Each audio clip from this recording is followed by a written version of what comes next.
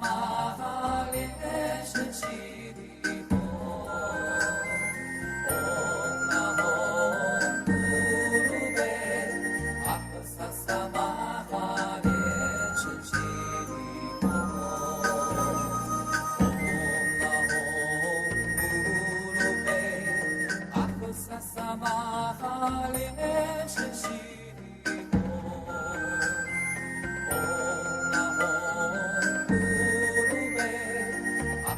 萨玛哈莲神悉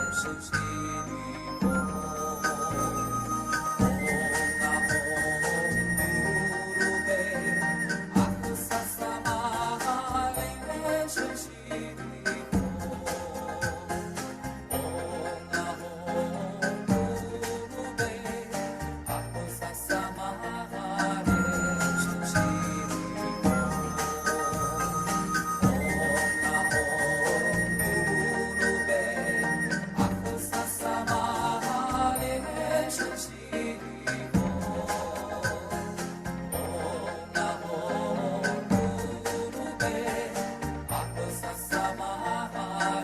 萨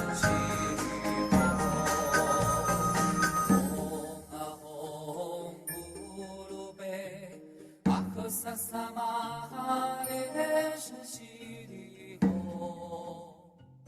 唵那吽咕噜贝阿克萨萨玛哈莲神悉地吽。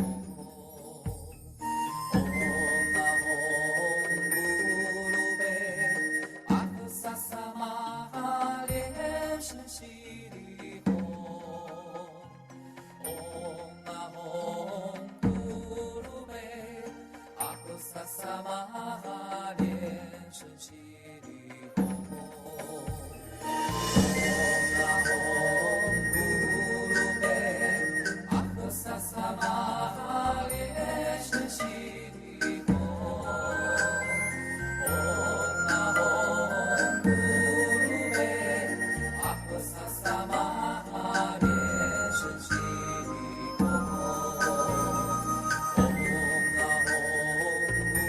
噜贝阿克萨萨玛哈莲神悉地吽，唵那吽咕噜贝阿克萨萨玛哈莲神悉地吽。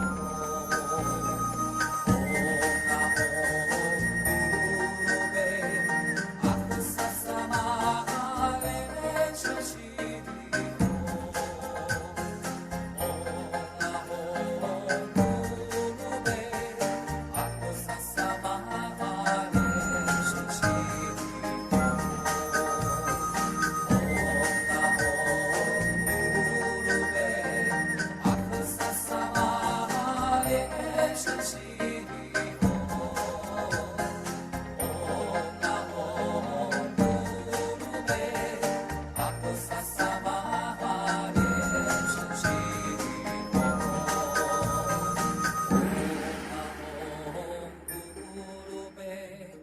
阿克萨萨玛哈莲神悉地吽，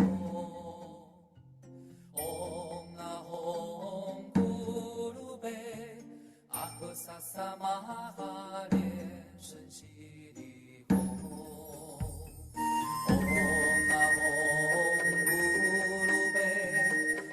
萨萨玛哈莲神悉地吽，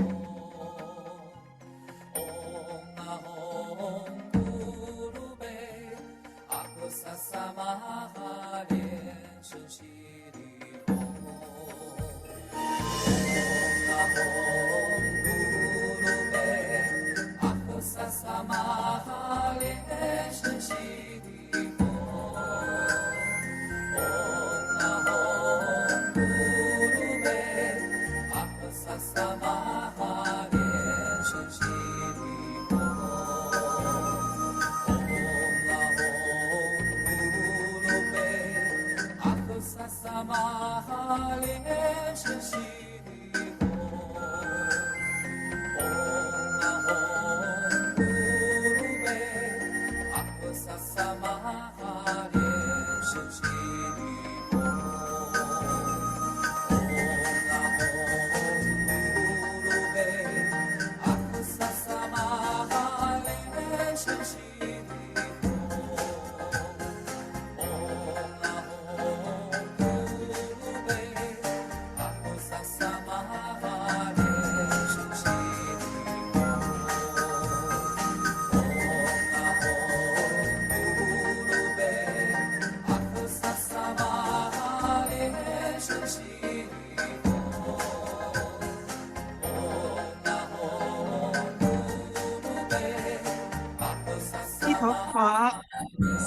各地的莲花童子们，大家早上好，午安，晚上吉祥。我们又见面了，我是今天的主持人美娥助教，我来自马来西亚沙巴州，本爵雷藏寺。今天是2023年5月26日，星期五。我们这第4门课都是3语直播，大家可以选择华语、英语及印尼语。今天的课程是真佛密法的第2章，细说密教完整仪轨第10节持咒。我们将在8点整正式进入课程。欢迎上师、教授师、法师、讲师、助教及世界各地的莲花童子们，欢迎所有的莲花童子们参加今天的课程。如果您方便，请将你的摄像头打开，写上你的法号，比如说莲花某某，方便我们彼此认识，跟你问安问好，跟你说再见的时候也比较容易称呼。好，现在我们来看看荧幕，有请一才讲师帮忙。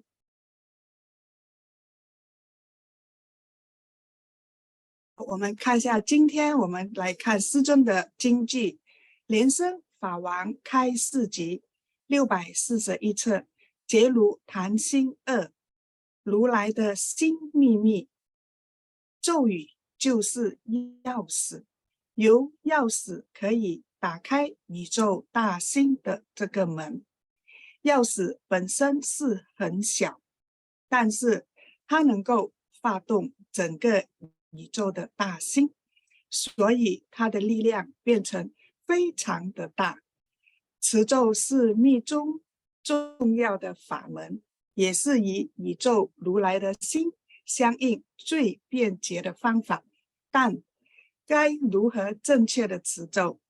在这一节中，佛学造诣深厚的教授导师莲益上师将为我们深度解析什么是密咒，持咒的多种方法，什么时候该选哪一种，怎么样才是正确的念咒诵赞方法。当我们听到不同的咒音时，学哪个才是标准？持咒最殊胜的地方是什么？欢迎所有的同学们认真聆听学习。说到持咒，2023年世界真佛宗宗务委员会发起为圣尊祈福活动，持诵大力金刚心咒依然在进行中，请大家多多响应持咒登记，感恩。今天的课程呢，我们的授课师依然是我们尊贵的释莲益上师。课程结束之后呢，有释疑解惑环节，所以大家记得先把疑问写下，等到释疑解惑的环节的时候呢，才把它写在留言区，不然的话，我怕不小心看漏了大家的问题留言。好吗？来，先跟大家打一个招呼。首先，我看到我们的辅导员一才讲师，一才讲师晚安，阿弥陀佛。立言助教，阿弥陀佛。麻烦你今天播放 PPT 啦，感恩。还有我们的新加坡的一家助教好，还有我们的翻译员莲花乐仙助教，阿弥陀佛。还有安华助教吉祥。叶华助教，阿弥陀佛。我们的莲花学得好助教吉祥，我们的辅导员一位讲师，看到名字但是没有看到人。我们的辅导员芝龙助教，阿弥陀佛。瑞士的莲花少明师姐您好，新地烫助教你好，仙师姐阿弥陀佛。宜华助教吉祥，也是看不到你的庐山真面目。摩拉蒂令师姐阿弥陀佛。宣夫辅导员宣夫助教阿弥陀佛。小香助教好。可明师姐又早早爬起来了，感恩。还有我们的金丽讲师，你好。我们马来西亚的莲琴法师，阿弥陀佛。还有莲花法师吉祥。我们的辅导员国南助教好。就阿弥陀佛。这个是马来西亚的莲花背后的名字看不到，阿弥陀佛。我们马来西亚的莲草法师吉祥，新加坡的丽琴师姐好，台湾的老钟师兄晚安，还有龙城助教马来西亚的，还有我们澳洲建清师兄阿弥陀佛。好的，已经我们的绿光助教出现了，阿弥陀佛，绿光助教好，好久不见啦。还有谁呢？大家可以尽量把你们的这个摄像头给打开，让我看看你哦。还有这个原乡雷藏寺的伟胜师兄小师兄好。还有我们马来西亚的这个助教，因为名字太长，我就看不到他的名字了。我看到了我们的授课师莲益上师，阿弥陀佛，上师晚安。佩芬助教吉祥，金兰师姐阿弥陀佛。好的，已经和大家一一的打招呼了。那我再次的提醒大家，我们这个大力金刚的持咒呢，是到6月20号才结束，所以大家还有时间，尽量的持咒，尽量的登记，让师尊知道他的弟子们都是一心持咒祈求大力金刚加持师尊身体健康，万事如意，好吗？谢谢大家。好，我们的时间差不多了，大家准备好吗？你们的纸和你们的笔都已经在你们的面前了吗？我们的课程现在立刻开始啦，因为我们现在的时间已经是8点整，我们真佛密法课程正式开始。首先，让我们大家一起虔诚恭敬合掌，顶礼根本传承上师圣尊莲生活佛，历代传承祖师，坛城三宝，诸佛菩萨，祈请圣尊莲生活佛大力加持，今日课程顺利吉祥圆满。请大家手结莲花童子手印，持诵莲花童子心咒短咒7遍，此咒Om Guru Len Sang Siddhi Hum Om Guru Len Sang Siddhi Hum Om Guru Len Sang Siddhi Hum Om Guru Len Sang Siddhi Hum Om Guru Len Sang Siddhi Hum Om Guru Len Sang Siddhi Hum Om Guru Len Sang Siddhi Hum。 阿弥陀佛。欢迎尊敬的会长莲花城主上师，尊敬的授课师莲益上师，尊敬的教育处处长莲师，尊敬的公关处处长莲家上师，尊敬的莲飞上师，以及线上所有尊敬的上师、教授师、法师、讲师、助教及世界各地的莲花童子们，大家早上好，午安，晚上吉祥！欢迎大家参加今天的课程。上一节课，莲益上师为我们讲解了三光加倍。在上一节课中，我们学习了如何观想三光加倍。观想三光加倍是修法的正行，也是非常重要的环节。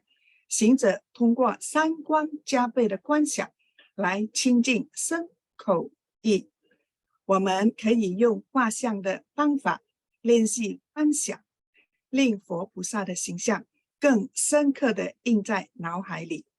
今天我们将学习第2章系佛密教完整仪轨第10节持咒。莲益上师又将为我们带来怎样的视听盛宴呢？事不宜迟，下面就让我们以最热烈的掌声，有请授课师佛学知识渊博的莲益上师为我们大家授课。阿弥陀佛，有请莲益上师，谢谢。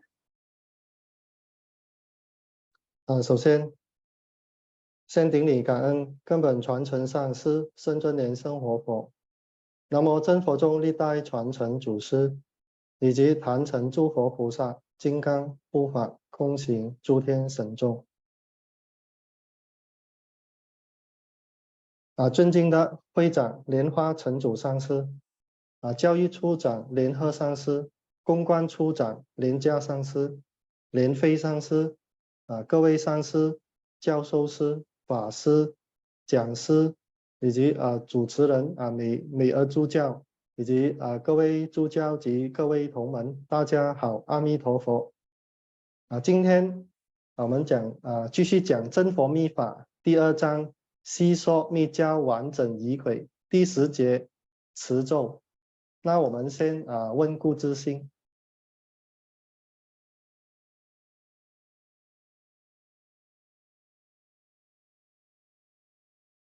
问题1，行者观想本尊天心部分，天心部位什么咒字放出一道白色光芒，照向行者的天心？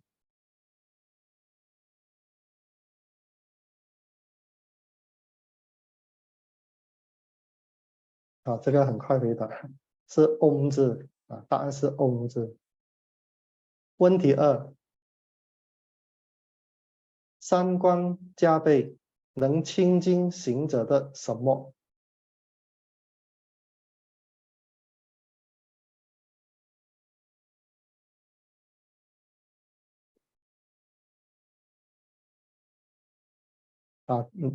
清净行者的身口意大家都答得对了。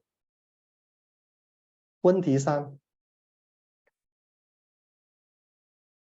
绘画什么能够帮助练习观想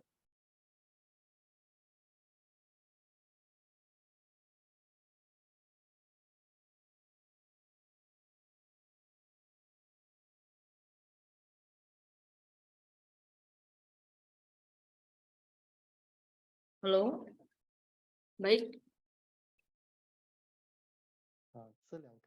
Sudah bisa dengar ya semuanya ya?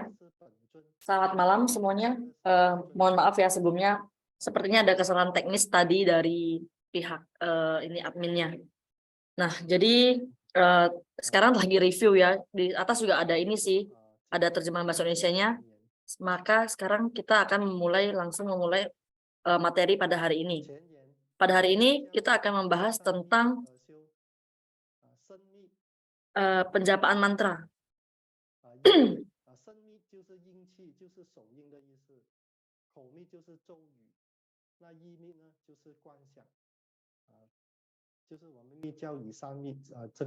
Baik. Jadi untuk yang pertama, ya, kita tahu bahwa penekunan dalam ajaran tantra berpedoman pada triguya, yaitu ada guya perbuatan, ya, yaitu mudra, menjapa mudra, membentuk mudra. Guya ucapan itu menjapa mantra, guya pikiran itu bervisualisasi. Dan kita tahu bahwa guya ucapan adalah menjapa mantra. Ini merupakan salah satu bagian dari tahapan inti. Jadi setelah kita visualisasi tricahaya, maka kita akan menjapa mantra hati aditana sadana sebanyak 108 kali. Dan apa itu mantra? Ya, menjapa mantra juga disebut widyadhara. Semakin japa kita semakin banyak, itu akan semakin bercahaya. Ya. Jadi sebenarnya menjapa mantra itu semakin banyak semakin bagus. Mungkin ada yang pernah mendengar cerita, ya, ada sebuah cerita. Jadi ada seorang biksu tua turun gunung untuk mengurus sesuatu. Nah, jadi pada saat biksu tua melewati sebuah gunung, ya, dia melihat ada sebuah gubuk, ya. Sebuah gubuk itu memancarkan cahaya merah terang yang luar biasa. Dan dia merasa aneh. Lah, sebenarnya apa yang terjadi? Kenapa ada gubuk yang bisa memancarkan cahaya merah? Dan akhirnya dia pergi melihat ke dalam, dan yang dia lihat adalah ternyata ada seorang nenek tua sedang menjapa mantra sataksara, ya, mantra sataksara. Pada saat satu kali si nenek menjapa, sekujur tubuh nenek pun memancarkan cahaya merah yang memenuhi satu ruangan. Dan nenek tua sudah menjapa mantra tersebut selama 30-an tahun. Dan makanya tubuhnya itu sampai bisa memancarkan cahaya merah yang luar biasa. Dan saat itu biksu tua dengan seksama mendengarkan mantra yang dibacakan oleh nenek tua tersebut, ternyata nenek tua itu salah membaca. Nenek tua malah membaca Om Mani Padme New. Ya, dia bacanya Om Mani Padme New. Dan biksu tua itu mengkoreksi, nenek kamu salah baca. Yang benar itu adalah Om Mani Padme Hum. Lantas biksu tua pun memberitahu dan mengajarinya dengan cara yang benar. Dan sebenarnya nenek tua itu sangat merasa kecewa dan sedih ya. Ternyata saya sudah menjapa mantra yang salah selama 30 tahun. Dan namun nenek tua itu karena ini ya bertekad penuh dan dia pun segera mengubah cara membacanya menjadi Om Mani Padme Hum. Jadi karena dia telah terbiasa menjapa mantra yang salah, Om Mani Padme New, selama 30 tahun, dan sekarang dia ingin mengubahnya pada saat setiap kali si nenek ingin membaca mantra Om Mani Padme Hum, pada saat sampai di Om Mani Padme, mau di home-nya itu dia harus memikir sekali lagi. Jadi konsentrasinya itu sudah berbeda dengan dulu ya. Dan akhirnya, tetapi nenek tua tetap bersikeras untuk mengubah dengan cara yang benar. Akhirnya biksu pun pergi, dan 2 hari kemudian setelah biksu kembali lagi ke gunung, dia melihat lagi di gubuk itu sudah tidak ada cahaya. Dan dia merasa bingung, padahal dia melihat nenek tua itu sedang menjapa mantra Om Mani Padme Hum yang benar. Akhirnya dia merasa aneh, mengapa mantra yang dijapa sudah benar, namun malah tidak bercahaya. Nah, lantas biksu tersebut meminta nenek untuk menjapa mantra yang benar, ya. Nggak apa-apa, kamu lanjutkan saja mantra yang salah, Om Mani Padme New. Dan saat biksu pergi, pondok tersebut pun gubuknya itu kembali memancarkan cahaya merah yang terang. Nah, jadi ini apa yang bisa kita petik dari cerita ini, bahwa kita tahu di mana cerita ini ingin menyampaikan bahwa segala sesuatu kita melakukan dengan tulus dan konsentrasi itu sangat penting. Nah, jadi pada saat selama 30 tahun nenek tua menjapa mantra yang salah, dia sudah terbiasa dan dia menggunakan hati yang penuh dan konsentrasi yang luar biasa, yang penuh. Tetapi pada saat dia ingin mengubah, dia sudah terbiasa selama 30 tahun, dia ingin mengubah, konsentrasinya otomatis buyar dan tidak bisa fokus dulu. Otomatis cahaya yang ada di dalam tubuhnya pun akan meredup ataupun bahkan hilang, kayak gitu. Nah, jadi sebenarnya yang penting itu adalah kita harus bisa tulus dan konsentrasi.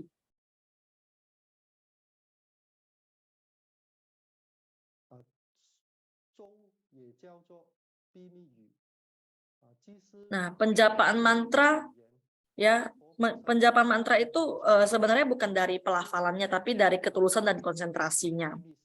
Nah, terus lanjutkan, mantra juga disebut sebagai bahasa rahasia, merupakan suara rahasia oleh pencapaian bhavana yang cukup lama dan suara hati yang terpancarkan dari Buddha Bodhisattva.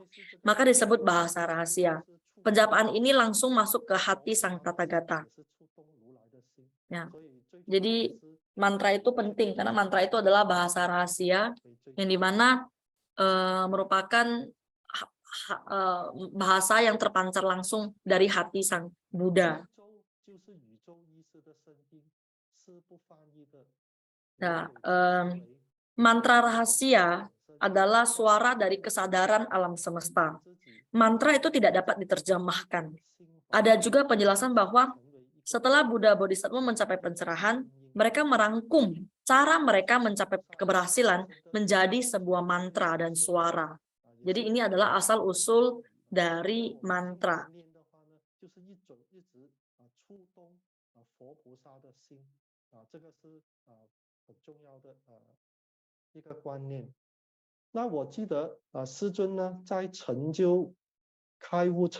Dan saya ingat dulu pada saat Mahaguru mencapai pencerahan sempurna, beliau mengingat satu kalimat, hanya ada tiga huruf dari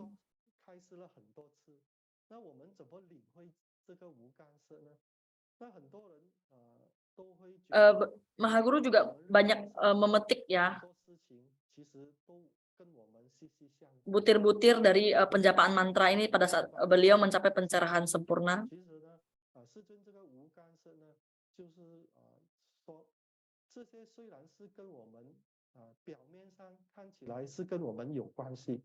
Jadi Mahaguru itu menarik satu kesimpulan, ada tiga huruf yang dalam Mandarin yang ia simpulkan, yaitu Wukan She. Itu artinya tidak ada hubungan, ya, tiada hubungan arti Indonesianya. Mengapa Mahaguru menarik kesimpulan dan mengatakan demikian? Padahal kita tahu bahwa di dalam dunia ini begitu banyak hal itu berhubungan dengan kita, ya, tetapi juga tidak berhubungan dengan kita. Karena pada saat kita melakukan pelatihan diri, begitu banyak rintangan ataupun halangan yang datang ingin mengganggu kita. Hal-hal duniawi ataupun rintangan-rintangan lainnya. Namun apabila kita bisa menggunakan cara berpikir ya, ataupun mencerahkan diri sendiri dengan memegang pedoman kayak tiada hubungan, segala sesuatu yang ada di dunia ini, segala sesuatu yang fisik ini, yang nyata ini, yang ada di dunia ini tidak ada hubungan dengan kita. Oleh karena itu, maka kita akan pelan-pelan bisa terlepaskan dari kemelekatan di dalam dunia ini. Secara fisik, secara nyata, mungkin kita melihat semua yang di dunia ini ada hubungan dengan kita, tetapi sebenarnya tidak ada. Yang kita temui, yang kita lewati, semua ini mungkin semua hanya hanya ikatan jodoh. Tetapi sebenarnya tidak ada hubungan sama sekali dengan kita. Kita tidak diikat oleh harta benda ataupun tahta, ya, karena semua itu tidak ada hubungan dengan kita. Tidak ada kemelekatan duniawi.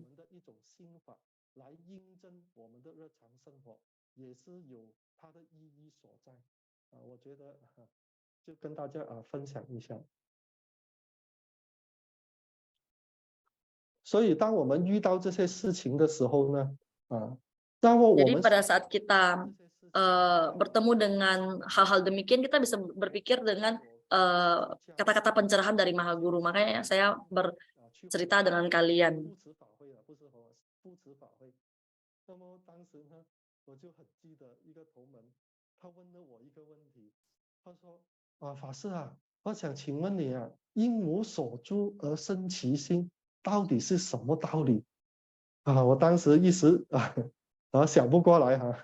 Jadi waktu itu pada saat saya baru mulai melepaskan keduniawian, saya pergi membantu ya, mendampingi acarya untuk melakukan pembawaan dharma. Waktu itu saya hanya seorang fase.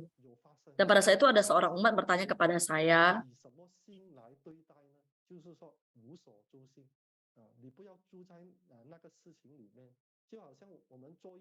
apa arti sebenarnya dari tidak melekat? Waktu itu saya sangat bingung ya dengan pertanyaan yang dilontarkan oleh umat tersebut, karena saya baru mulai melepaskan keduniawian dan saya baru mulai belajar. Tetapi sekarang saya baru paham ya, di mana kita tahu bahwa kita tidak terikat dengan kondisi luar, tidak terikat oleh kondisi lingkungan luar ataupun sesuatu yang duniawi, ya, tidak tergoyahkan, maka kita bisa lebih berkonsentrasi dalam pelatihan diri.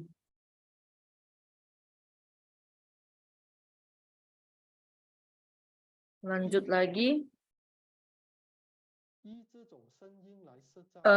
Menarik insan mencapai kebudahan dengan suara mantra. Ini adalah bahasa rahasia. Ya, dimana kita tahu, apabila kita dapat menjapa mantra hingga tubuh kita bisa memancarkan cahaya, bisa melebur dalam kesadaran alam semesta. Ini adalah metode sadhana dari mantrayana. Jadi kita dalam tantrayana, makanya kita wajib harus bisa menjapa mantra, karena salah satu cara kita bisa mendapat pencerahan ataupun mendapat memperoleh keberhasilan dari pencapaian kita, kita harus melakukan penjapaan mantra, ya, di mana kita menjapa mantra sampai kita bisa memancarkan cahaya yang terang dari tubuh kita. 有一个黄阳明，大家也知道黄阳明在明朝的很出名的，他是提倡这个心学新的一种学，心学。那么他很主张呢，就是他说心里有光明，那么我们在任何一个环境， Jadi ada satu cerita di mana pada saat zaman dinasti dulu ya, ada yang berkata, apabila kita bisa memiliki cahaya hati yang terang, ya, tidak peduli kita berada di dalam ruangan gelap ataupun kita berada di dalam kondisi seperti apa, asalkan Anda memiliki hati yang suci, hati yang jernih, maka hati Anda akan memancarkan cahaya, tidak terkondisi oleh kondisi luar. 这个农场呢，名字是很好听嘛，农场，但是呢，这个是一个没有开发的地方，那边的野兽出没，而且还有强盗，所以呢，他在这么恶劣的环境当中，他怎么能够生存呢？他就是依照他自己的一种想法。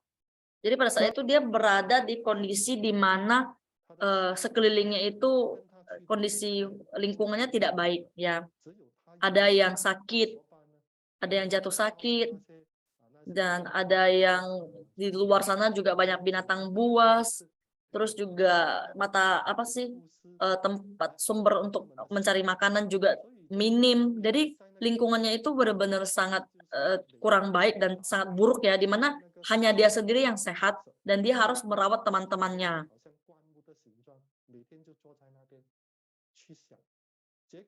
Dan apa yang dia lakukan untuk mengatasi hal-hal ini?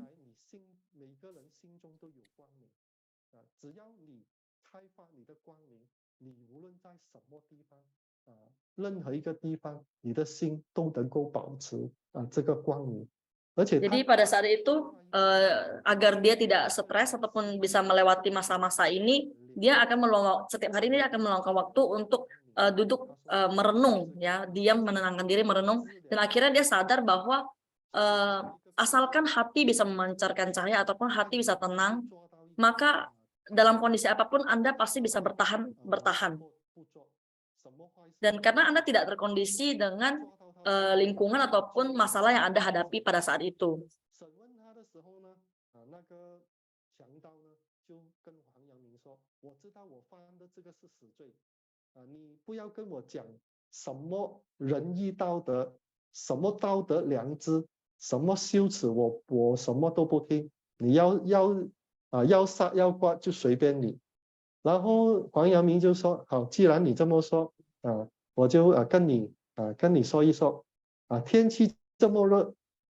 Nah, jadi pada saat itu pemuda ini namanya Huang Yangming, ya. Dia bertemu dengan sekumpulan perompak, ya, atau perampok.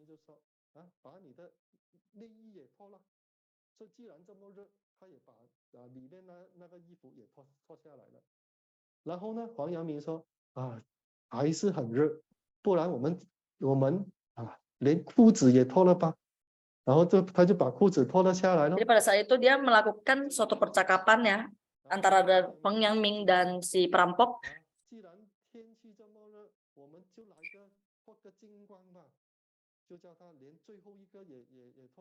Jadi waktu itu cuaca sangat panas.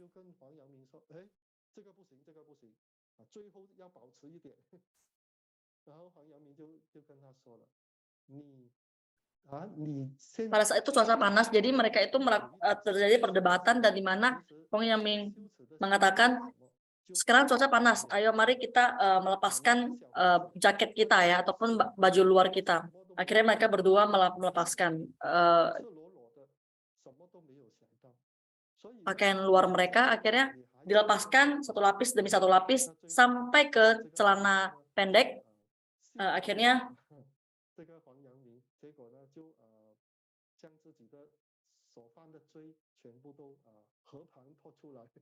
这个就是黄阳明有名的审判这个强盗的一个故事，只是跟 Nah, 大家 jadi pada saat itu kondisi sudah panas dan akhirnya si Huang yang mengatakan kepada si perampok itu karena si Huang Yang itu adalah sebagai seperti hakim ya pada saat dinasti di sana, jadi dia ingin mengadili perampok-perampok itu. Nah, jadi perampok itu sudah mengatakan kepada Huang Yangming, saya juga sudah akan dihukum mati. Jadi terserahlah kamu mau apain saya. Akhirnya terjadilah perdebatan, percakapan antara Huang Yangming dan perampok tadi yang saya bilang mereka akan melepas baju. Dan akhirnya sampai ke celana pendek, di mana si perampok itu bilang, jangan lepaskan celana saya, ini adalah pakaian terakhir yang ada di dalam tubuh saya. Berilah saya sedikit muka untuk pada saat saya ingin dihukum mati. Akhirnya Huang Yangming memberikan sedikit ceramah ataupun wejangan kepada sang perompak. Sebenarnya Anda tidak perlu terlalu melekat dengan hal-hal yang ada di duniawi ini. Ya, jadi Anda harus bersikap hati tenang, ya, tidak terkondisi dan lain sebagainya. Dengan demikian hati Anda pun bisa tenang dan tidak akan ada muncul lagi niat jahat. Dan akhirnya si perampok pun bisa tercerahkan. Nah, terus lanjutkan tadi dalam Tantrayana menjapa mantra adalah salah satu tahap inti catur prayoga. Tahap inti catur prayoga terdiri dari Mahanamaskara, Mahapuja, dan Maha Catur Sarana. Dan sadana aditnata wajrasatwa, dan harus menjapa 100.000 kali mantra hati wajrasatwa. Dan untuk anggota sangha, kami wajib menjapa mantra 100.000 kali mantra panjang. Sedangkan kalian ya perumah tangga itu lebih enak, kalian cukup 100.000 kali itu mantra pendek aja. Sedangkan kami itu mantra panjang. Ya. Mantranya itu adalah 一扫烦恼清, 二扫霉运除, 三扫业障去. Itu artinya pembersihan pertama meringankan kilesa, pembersihan kedua menghilangkan kemalangan, pembersihan ketiga menghapus karma buruk.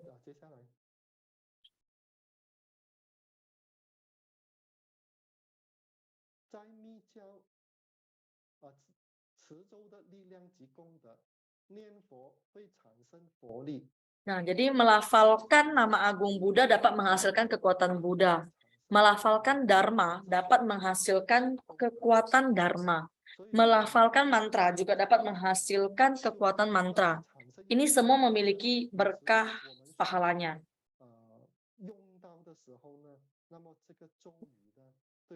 Sebenarnya dengan cara menjapa mantra, kita juga bisa memperoleh berkah pahala, bahkan mencapai kontak batin.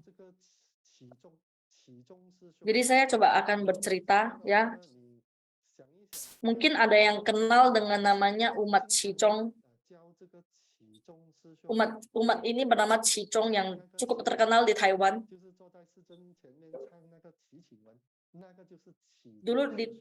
Dulu di Taiwan ada seorang umat bernama Qigong yang duduk di depan Mahaguru menyanyikan lagu Qigong ataupun gata yang di depan Sen Focing itu ya. Jadi Qigong Shusyong ini ada cerita tentang dia. Dia itu mengalami kontak batin pada saat dia menjapa mantra hati Mahaguru selama 3 hari 3 malam. Nah, jadi waktu itu orang tua pacar Qigong Shusyong bertamasya ke Cina dan mengalami kecelakaan. Jadi yang parahnya itu ibu pacarnya itu mengalami luka berat. Dokter mengatakan ini pasti tidak tertolong lagi, sudah tidak bisa lagi. Sudah kritis ya. Dan Qigong Shusyong mengetahui hal ini dan segera menjapa mantra hati Mahaguru selama 3 hari 3 malam. Jadi saat menjapa mantra bertemu dengan Mahaguru, senyum kepadanya, dan Mahaguru pun memberkati ibu pacarnya dengan kedua tangan. Dan akhirnya apa yang terjadi? Yang terjadi itu adalah mukjizat pun muncul. Ya, mukjizat pun muncul di mana ibu pacarnya sadar kembali dan membaik. Dokter merasa sangat luar biasa dan heran dan merasa sangat bingung. Padahal udah tahu ini kritis dan tidak tertolong, tetapi tiba-tiba bisa membaik dan sadar kembali. Dan akhirnya mereka pun segera meminta pesawat khusus ya, untuk yang pesawat khusus dari Prancis ya, mereka asli Prancis, meminta pesawat khusus Prancis untuk menjemput ibu pacarnya kembali berobat ke Prancis. Jadi ini merupakan salah satu contoh dari kekuatan mantra, di mana kita harus memiliki keyakinan yang penuh, tidak peduli mantra hati Maha Guru ataupun mantra hati dari Adanata kita, ya idam kita sendiri. Asalkan keyakinan kita bisa penuh, maka kita pun bisa menghasilkan kekuatan dari mantra yang kita japa ini. Contohnya seperti tadi yang saya katakan nenek tua tersebut, ya itu juga merupakan salah satu contoh dari kekuatan mantra. Dia yakin, padahal dia sudah menjapa mantra yang salah. Tetapi karena dia memiliki keyakinan penuh, konsentrasi yang penuh, maka dia tetap akan memperoleh kontak batin dan berkah pahalanya. Dengan adanya kekuatan mantra, maka kita akan dilindungi dari berbagai macam malapetaka ataupun rintangan-rintangan yang harusnya menimpa kita. Tetapi ini bukan berarti harus ada masalah ya, kita baru japa. Tidak, tapi kita harus menjapa dengan rutin. Karena kita berharap kita tidak menemui masalah dalam hidup kita. Tidak ada masalah lebih baik. Kalau ada masalah, kita akan diringankan ataupun disingkirkan dengan kekuatan mantra ini.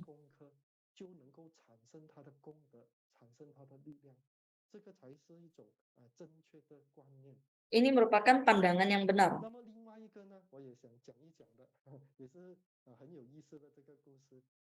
Jadi selanjutnya saya ada sharing satu cerita lagi. Jadi ada seorang umat ya, berumur 60-an tahun, bernama Si Ailing. Dia ini sudah 60-an tahun dan dia membuka usaha itu cukup sibuk. Jadi dia nggak ada waktu. Jadi dia hanya menjapa mantra hati Maha Guru, dan suatu hari dia memegang banyak uang tunai untuk setor ke bank. Pada saat melewati bank, dia melewati minimarket 7-Eleven, dia meminta supir untuk berhenti, karena dia mau beli barang. Akhirnya dia masuk, tiba-tiba apa yang terjadi? Tiba-tiba ada 2 perampok memegang pisau, mau merampoknya. Dan pada saat itu, umat tersebut bagaimana? Apa yang dia lakukan?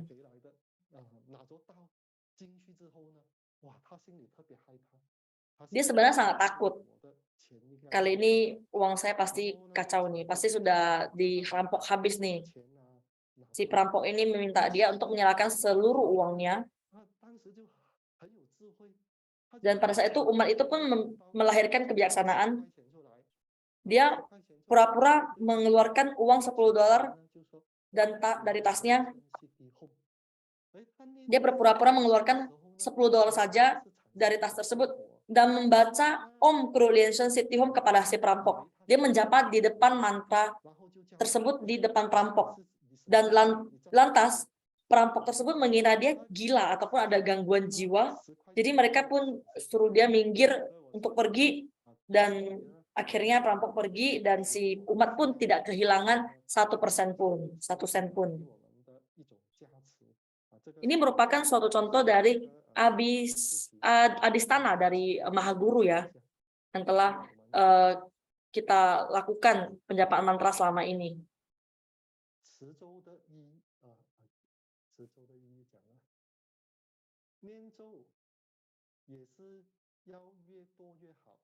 Menjapa mantra semakin banyak ya, semakin bagus ya.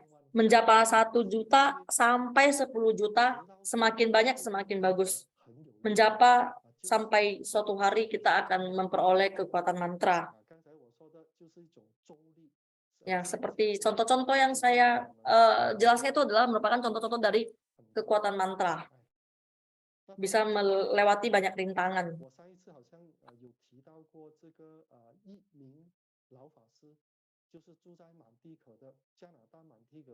Dulu saya pernah membahas tentang seorang fase yang bernama Imin. Ya, jadi waktu itu fase sudah tua ya.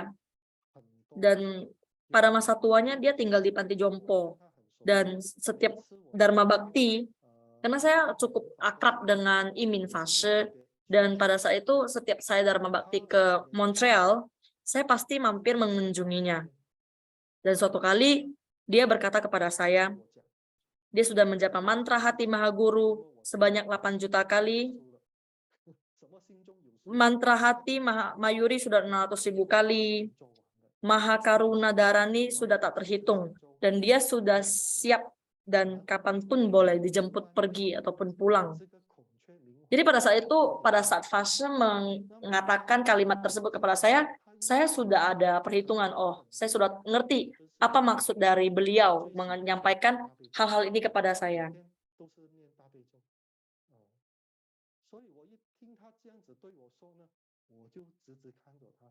Saya hanya bisa melihat dia, dan saya tahu mungkin dia benar-benar sudah siap ya, dan saya tahu dia akan tidak lama lagi.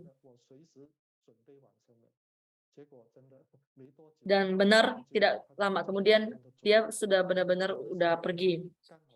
Nah,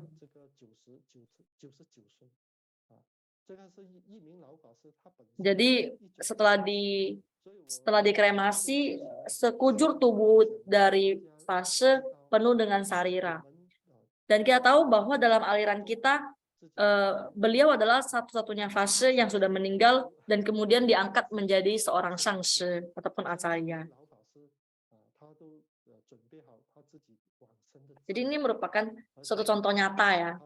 Ini merupakan suatu contoh di mana kekuatan mantra yang luar biasa yang pada saat sudah dikremasi, ternyata muncul sekujur tubuh dengan sarira.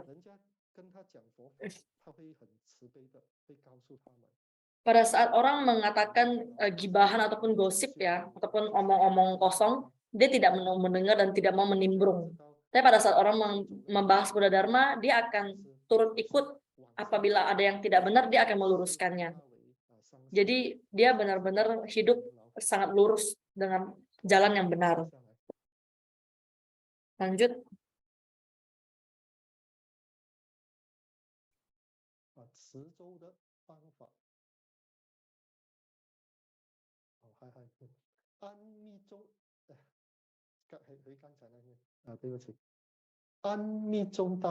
Oke, sesuai kitab Risalah Naga Krim Chono, Tsongkhapa mengulas tentang metode melafalkan nama Buddha yang berarti melafalkan fisik dari Buddha, ya. Jadi sebenarnya kita melafalkan nama Buddha yang berarti kita melafalkan fisik ya dari Buddha. Seperti kita melafalkan Namo Amitofo, itu merupakan nama dari Amitabha Buddha. Sedangkan menjapa mantra adalah bahasa rahasia yang merupakan suara pancaran hati dari Sang Buddha. Maka melafalkan nama Buddha itu hanya menjapa ataupun melafalkan fisik yang berupa nama dan tahta. Dan sedangkan kita menjapa mantra itu kita bisa langsung menyentuh ataupun memasuki hati Sang Buddha. Makanya itulah bedanya melafalkan nama Agung Buddha dan melafalkan mantra. Memang kita melafalkan nama Agung Buddha, kita tetap akan memperoleh kekuatan dari pelafalan ini. Tetapi apabila kita menjapa mantra, kita bisa langsung memasuki hati Sang Buddha. Berkah pahalanya akan berbeda, kekuatannya pun akan berbeda. Cara menjapa mantra. Ya, ada lima poin ya di sini ya. 1, menjapa dengan suara lantang. Keunggulannya adalah karma buruk orang yang mendengarkan suara mantra tersebut pun akan terkikiskan. Jadi cara ini dengan menggunakan japa mala atau tidak boleh-boleh saja. Jadi menjapa dengan suara lantang ya. Yang kedua, menjapa dengan suara halus. Keunggulannya mudah memasuki ke kondisi ketentraman batin. Suara penjapaan cara ini hanya terdengar oleh diri sendiri, tidak pelan juga tidak buru-buru. Setiap kata terucap dengan jelas. Ya. Jadi sangat dengan suara halus. Yang bisa dengar itu hanya diri kita sendiri ya, tidak pelan dan tidak buru-buru.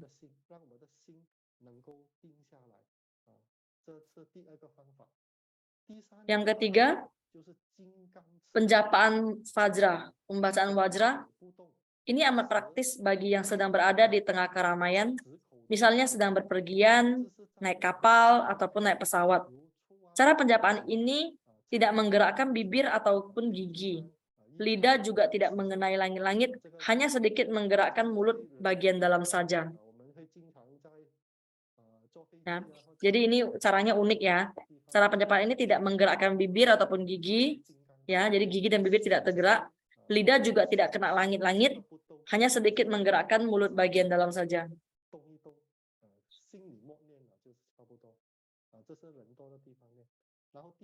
Ini untuk orang yang berada dalam kondisi ramai. Yang keempat adalah penjapaan dengan keluar masuknya nafas. Keunggulannya sangat unik, digunakan oleh praktisi yang sedang melakukan meditasi metode Apnapana. Caranya itu, visualisasi aksara mantra keluar masuk bersama nafas. Ya, menghitung nafas loh. Jadi kita visualisasi aksara mantra keluar masuk bersama nafas. Artinya nafas keluar, aksara pun keluar. Nafas masuk, aksara pun masuk. Harus divisualisasi dengan jelas setiap aksara yang masuk maupun yang keluar hingga bagaikan untayan mala dan jangan sampai terputuskan. Seperti cara metode ini meditasi dalam ini ya, menghitung nafas. Ini juga unik. Satu lagi, penjapaan yoga.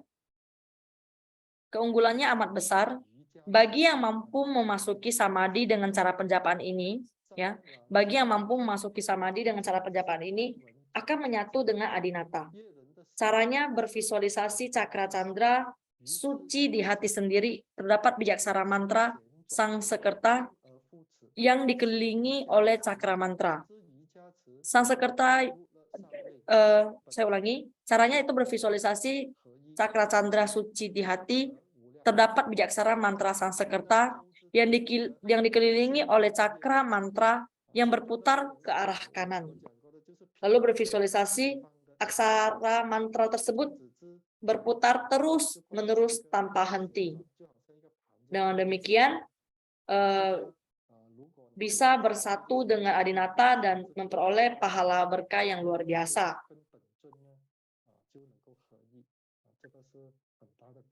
Ini lebih sulit tapi berkah pahalanya besar. Selanjutnya, cara lain dengan sadana, santika, pawastika, waisikarana, dan abicaruka. Yang pertama, sadana, santika. Japa dengan kecepatan tidak cepat, tidak lambat. Ya, tidak lambat, tidak cepat, harus melebur dengan kewelas asihan. Seperti Mahaguru. Ya, tidak cepat. Mahaguru itu menjapa mantra itu tidak lambat, tidak cepat. Kita harus dengan hati yang penuh welas asih untuk menjapa mantra ini. Pada saat kita menekuni sadana santika. Untuk yang sadana kedua, sadana pawastika, kita harus menjapa mantra itu seperti menghitung japa mala. Harus melebur dengan hati yang penuh sukacita.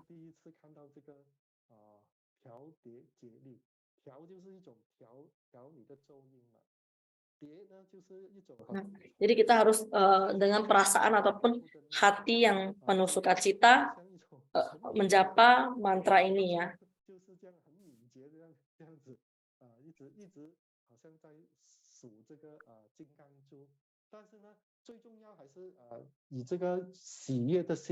Kita menjapanya itu seperti menghitung japa mala.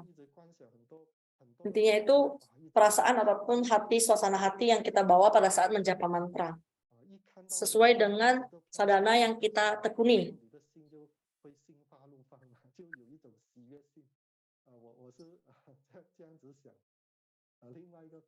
Yang ketiga, sadana wasikarana. Ya. Japa dengan cepat, ya, japa dengan cepat harus melebur dengan hati yang penuh harapan. Karena ini adalah sadana kasih sayang ya, sadana cinta kasih, sadana wasikaruna, kita harus baca dengan cepat, dengan semangat. dan harus bisa melebur ataupun kita bisa membawakan mantra ini dengan hati suasana yang penuh dengan harapan. 有期望的心，尤其是在家居士你最好想的是什么？最好想的是 Apabila 喜欢的人。untuk umat rumah tangga yang ingin meminta jodoh ya. Jadi pada saat Anda menjapa mantra, Anda bisa Anda bisa bervisualisasi orang yang ingin orang yang Anda suka. Ya, jadi Anda bisa menjapa mantra dengan hati penuh harapan dan Anda bisa bervisualisasi orang tersebut yang Anda suka tersebut bisa muncul di depan Anda dan bersenyum kepada Anda. Dan sadhana terakhir adalah sadhana abicaruka. Nah, jadi ini adalah penaklukan ya, sadhana penaklukan yang dimana kita harus menjapa dengan penuh amarah, ya, penuh amarah, seperti marah. Jadi harus melebur dengan hati yang murka.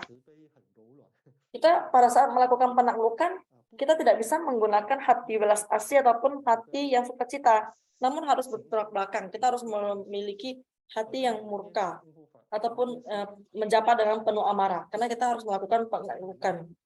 或者大卫的金刚，大力金刚那种很愤怒相，就是表现出一种很有力量的一种降服人家的，人家一看到你就有一种畏惧。 Jadi harus ada wibawa dari penaklukan ini, jangan lemah-lemah karena jadi kita harus sesuai dengan sadhana yang kita tekuni.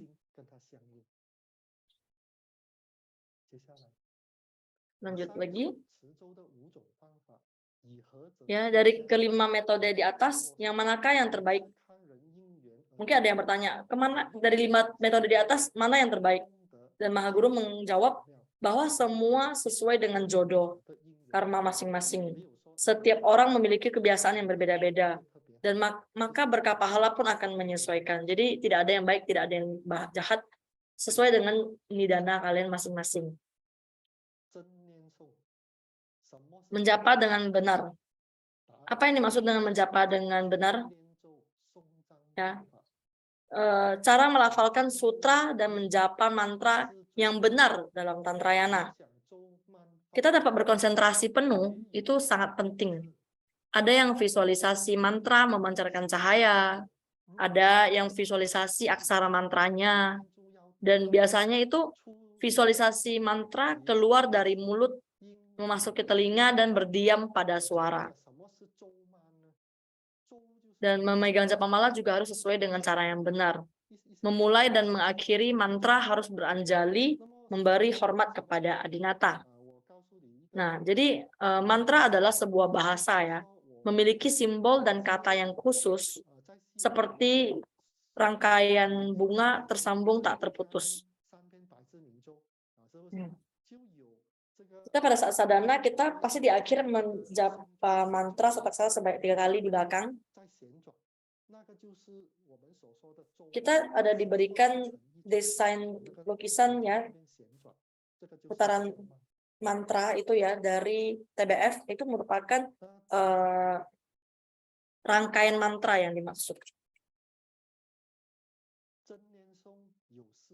Penjapaan yang benar terbagi menjadi 4. Berdiam pada suara, berdiam pada hati, berdiam pada aksara, berdiam pada sadaka. Berdiam adalah konsentrasi. Konsentrasi pada suara, hati, aksara, dan diri sendiri. Penjapaan yang benar itu menghentikan segala gangguan, rintangan, dengan menjapa yang benar, perlahan-lahan menerima semua jalinan nidana. Dan pada akhirnya kita dapat berdiam memasuki kesunyataan ataupun kekosongan.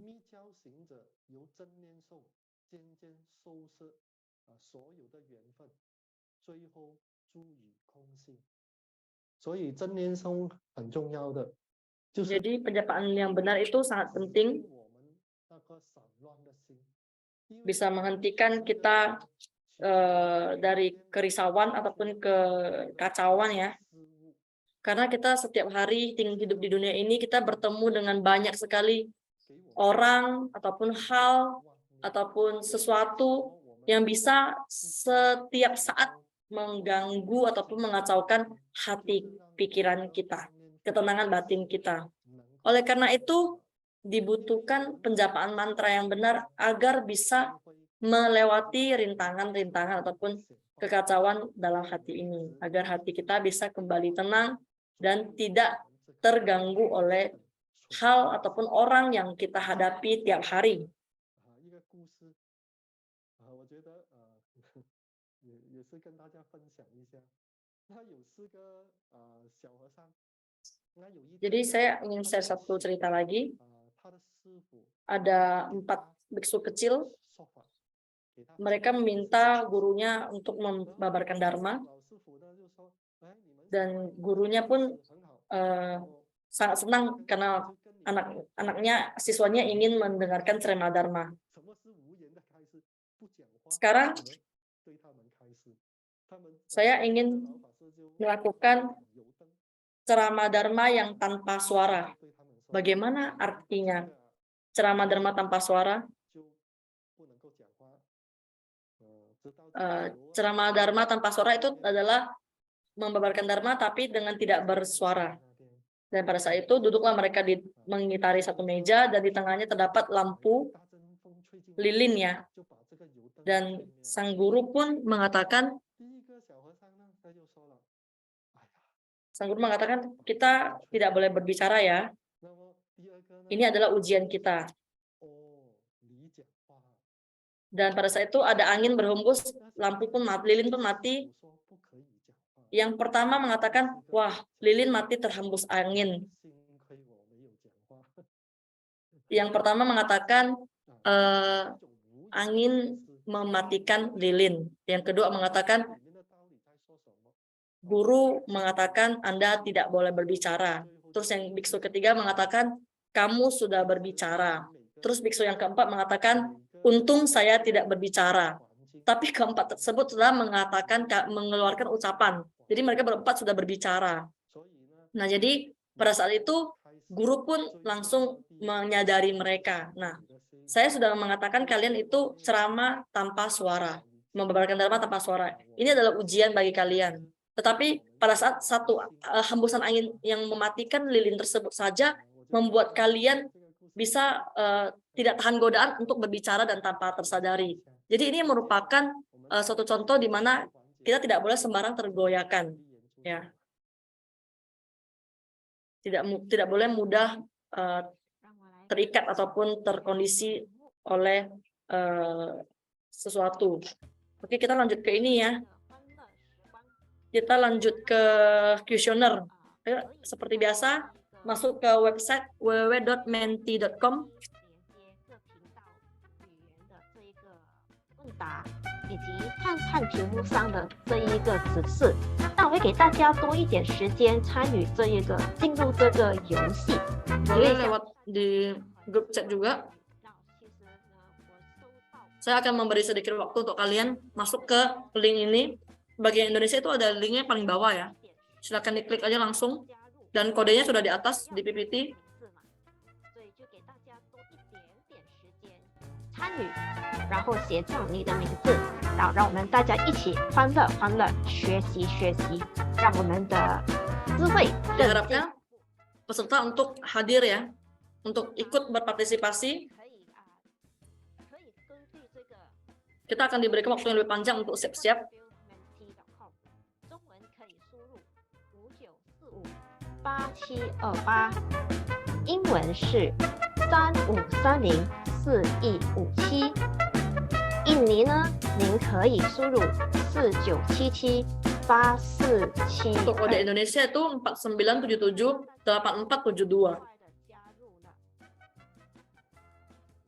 那我们大概还有个30秒，请大家捉紧机会参与这个游戏环节，也是我们课程中的欢乐时光。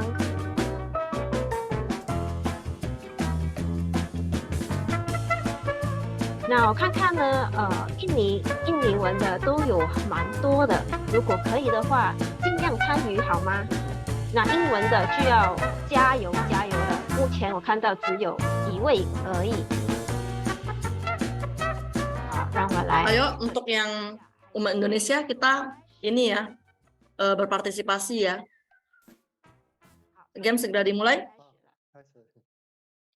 问题一，持咒是密教 Yang 沙弥 pertama, menjapa mantra merupakan salah satu bagian dari tahap inti rahasia yang mana? Pertama, goya perbuatan, B, goya pikiran, C, goya ucapan. Yang mana jawabannya?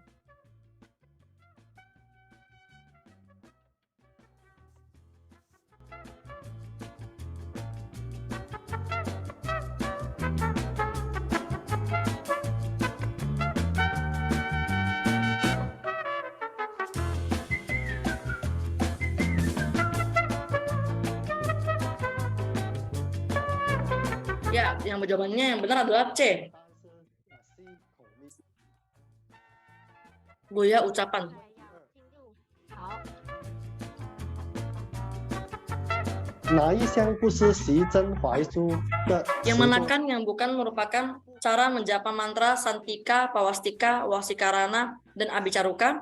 Pertama, A. Tidak lambat, tidak cepat. B. Bermalas-malasan. C. Cepat, penuh amarah. Jawabannya yang mana? Yang bukan.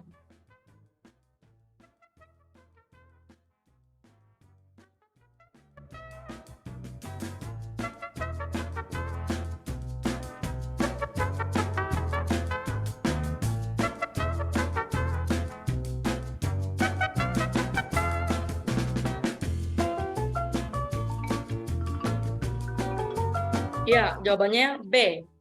Bermalas-malasan. 答案是 B。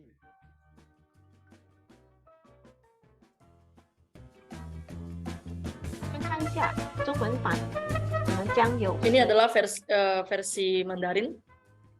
Siapakah pemenangnya yang paling cepat? 目前是 LT 领先。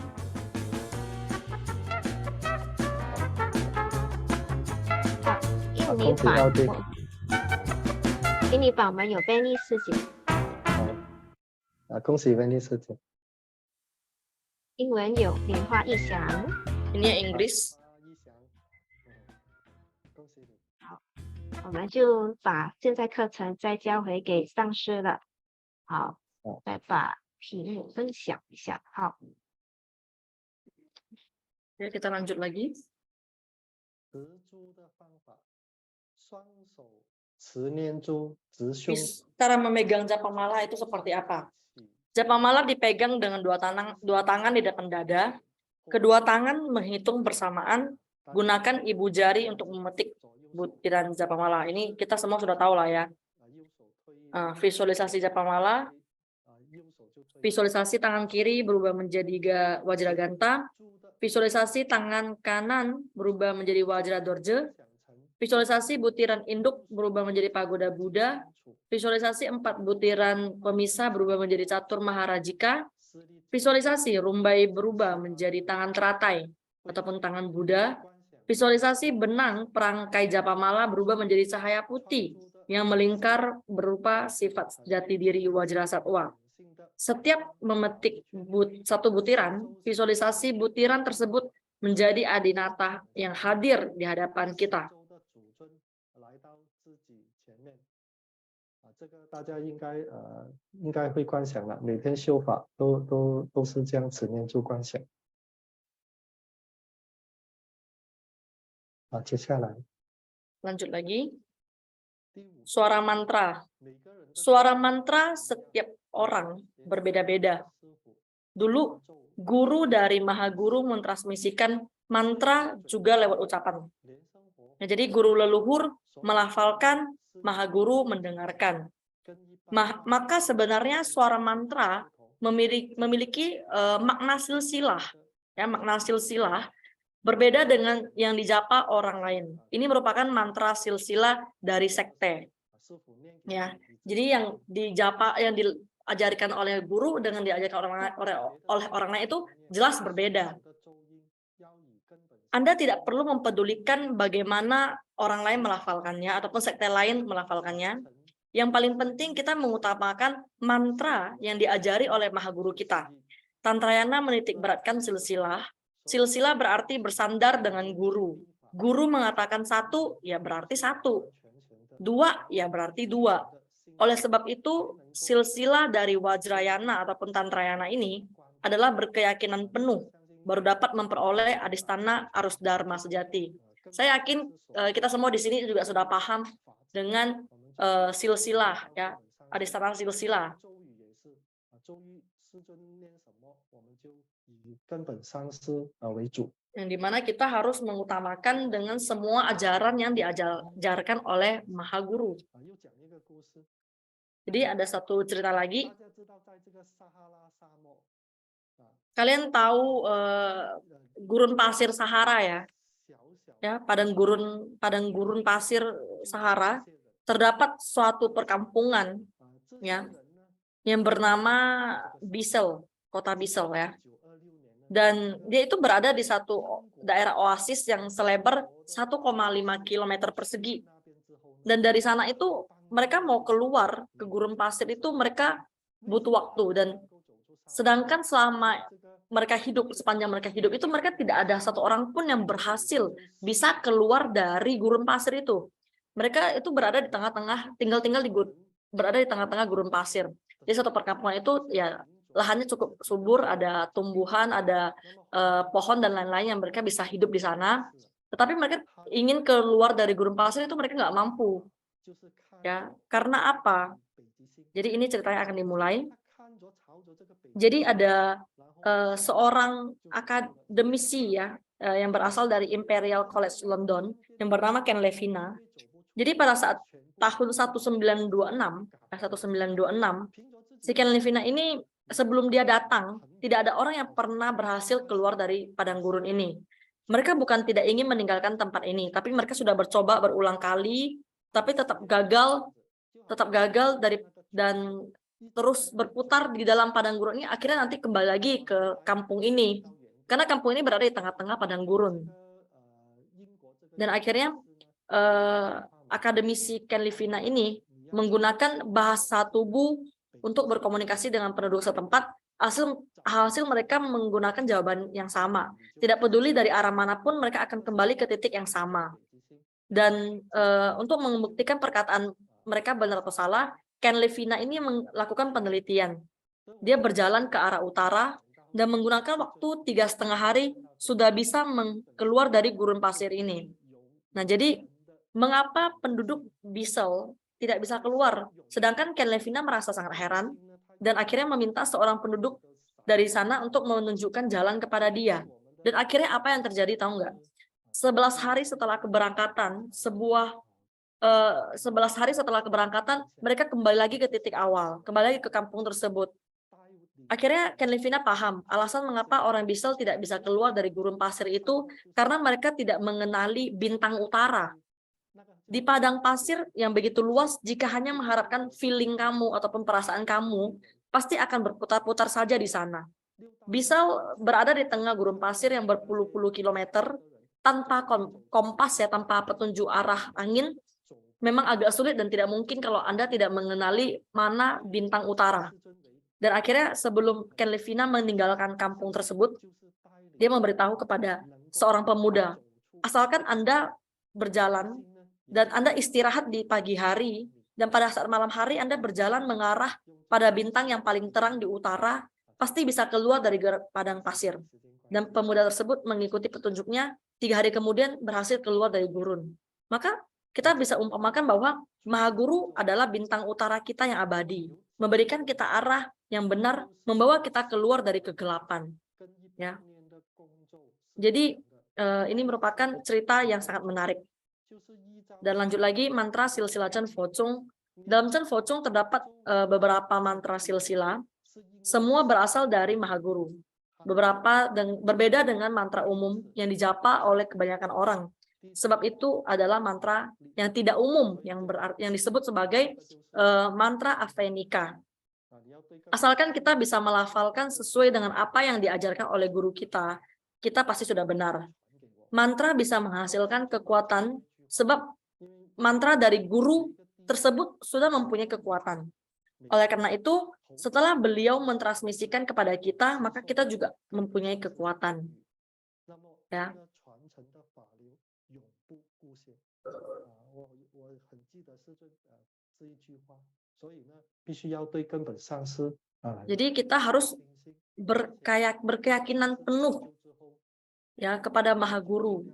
Jangan pada saat kita menjapa mantranya tapi memiliki keyakinan yang tidak penuh ya, masih ada keraguan ataupun dan lain-lain, pasti tidak akan berhasil. Lanjut. Ya, kiat dari menjapa mantra. Praba dari prana di dalam nadi. Mantra adalah bahasa Sanskerta dari Dharani, merupakan bahasa rahasia dari Tantrayana yang diucapkan oleh Buddha Bodhisattva saat samadhi.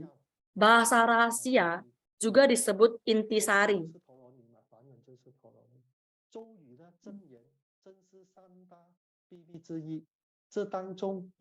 Mantra ataupun gata adalah salah satu dari 3 rahasia yang memiliki rahasia dharma, kolektif, dan agung.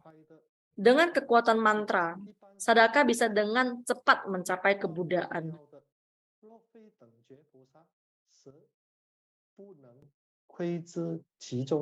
Sadaka dan adinata keduanya dapat mencapai frekuensi yang sama, maka juga akan mencapai kontak yukta. Dengan penjelasan demikian mudah dipahami, ini sungguh ajaran yang sangat-sangat luar biasa.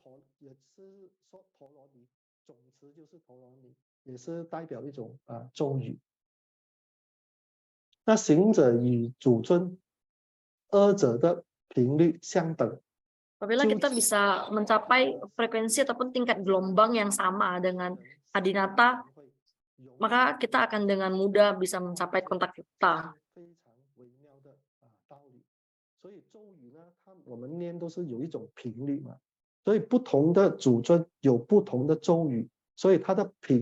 Oleh karena itu, setiap adinata memiliki mantra hati yang berbeda-beda. Karena mantra hati tersebut mewakili hati ataupun frekuensi dari adinata tersebut. Maha Guru juga menjelaskan tentang kiat utama menjapa mantra, ya. Bahwa kiat utama dalam penjapaan mantra ada pada praba dari prani di dalam nadi. Sebab bahasa rahasia tetap perlu peleburan prana nadi bindu antara sadaka dan Maha Guru. Menggunakan frekuensi bahasa rahasia untuk menggetarkan prana sadaka, ya. Jadi kita menggunakan frekuensi dari mantra ini untuk menggetarkan prana dari sadaka. Dan setelah itu bisa melebur ataupun bersatu dengan prana alam semesta. Kemudian kedua nadi kiri kanan juga diarahkan masuk ke dalam nadi tengah dengan prana membuka 3 nadi 7 sakra. Ini merupakan salah satu metode dari sadhana internal, ya. Untuk yang menekuni sadhana internal mungkin akan paham dengan teori-teori dari metode ini.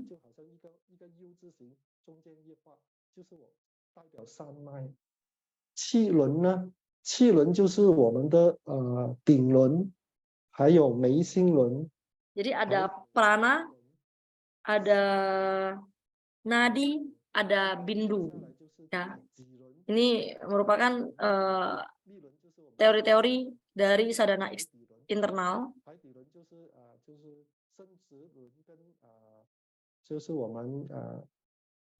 Sebenarnya dari kiat utama penjapa mantra ini memang ada pada 3 titik yang tadi, ya, prana, nadi, dan bindu. Dan bagaimana cara mantra bisa membuka nadi? Caranya bagaimana? Mantra dapat membuka dan melenturkan nadi hingga memancarkan cahaya. Dimulai dari mantra menggetarkan prana terlebih dahulu. Ada orang yang menjapa mantra itu benar-benar sangat luar biasa, memiliki kekuatan yang bisa benar-benar bisa membuka nadi, ya. Mantra membawa prana membuka nadi, nadi membuka bindu, ya. Jadi mantra itu bisa membawa prana untuk membuka nadi, dan nadi itu bisa dibantu untuk membuka bindu. Demikian setiap nadi telah terbuka, simpul nadi angin dan api menjadi cahaya bersih. Sadaka pun bisa memperoleh kebijaksanaan ataupun prasna. Kemudian tubuh dan cahaya melebur menjadi satu. Pancaran cahaya memenuhi 10 penjuru. Berubah menjadi tanah suci, pori-pori sekujur tubuh pun bersinar memasuki samadhi sejati.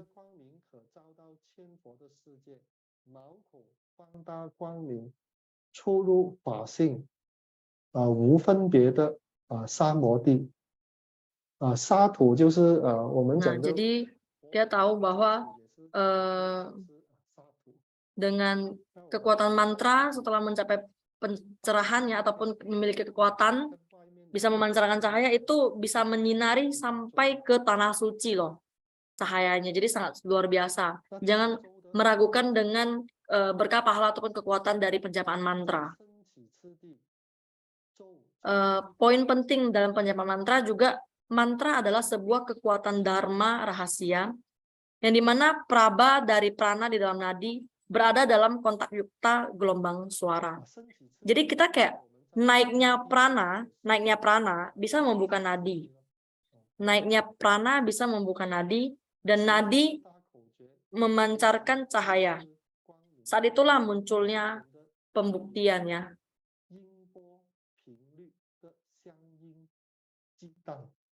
七火的升起，通了诸脉，脉脉光明。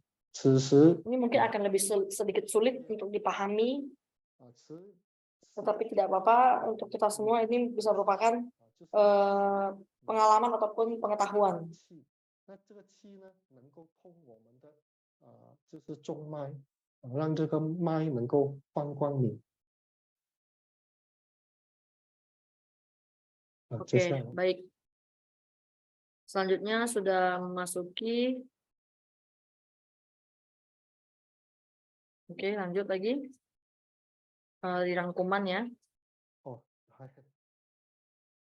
到了这个小程序环节，不好意思。 masuk ke kuesioner. Masuk ke kuesioner. Ayo siap-siap lagi. Siap-siap lagi. 让我来分享一下游戏的部分。大家都应该已经在游戏好，上次我们可以开始了。 问题 Kita mulai. Dengan cara apa mantra silsila Chen Fo Chung ditransmisikan? A. Guru leluhur mentransmisikan ke Mahaguru. B. Mahaguru mentransmisikan ke guru leluhur. C. Buddha Bodhisattva mentransmisikan ke Sadaka. Jawabannya apa?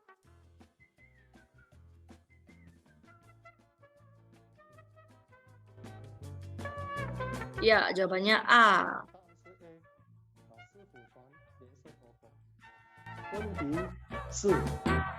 Keempat, yang mana yang merupakan kiat utama menjapa mantra? 1. A. Melekat pada hitungan mantra. B. Praba dari prana di dalam nadi. C. Serahkan menjapa banyak jenis mantra. Jawabannya yang mana? Yang merupakan ya, yang benar, bukan yang salah.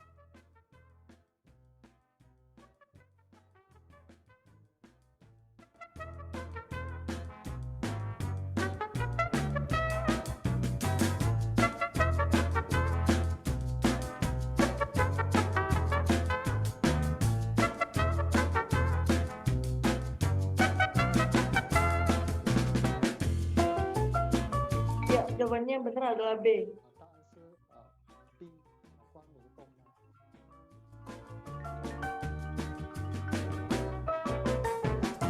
已经就快完成了今天的问答环节，我们看一 Ini 下。 adalah yang versi Mandarin. 3903 wrong. 这种助教 yang menang. Yang Indonesia Ethan Sesyung. Yang Inggris Lianhua Isyang Jiangshi. Ya. 谢谢大家今天参与，我再把这个平台再交给林毅上师，完成今天的课程。谢谢上师，谢谢大家。谢谢李元助教。我们最后的 Oke, lanjut ya rangkuman ya penutupnya. 小节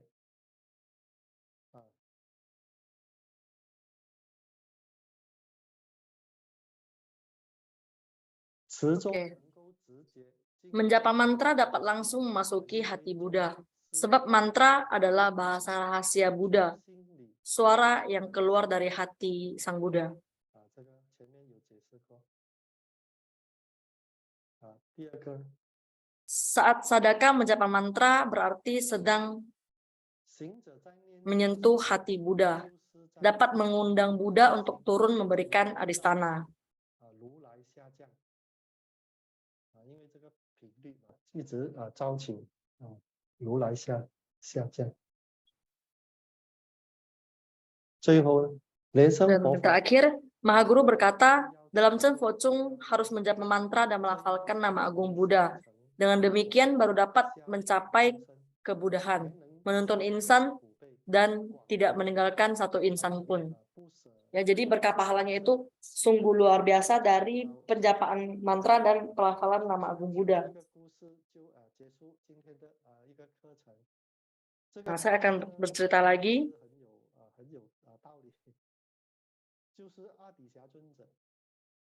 Jadi ini adalah Atisa waktu itu.